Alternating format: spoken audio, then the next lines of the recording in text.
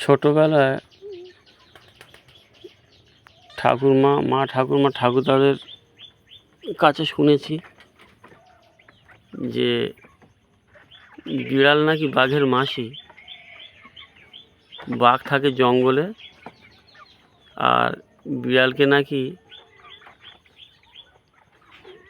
গ্রামে নগরে পাঠিয়েছিল নাকি আগুন আনার জন্য। বলতো নাকি বাঘ তমাক খাবে, মানে আগেকার দিনে যে হুঁকো কলকে তমাক হতো না, ওটা নাকি বাঘ খাবে।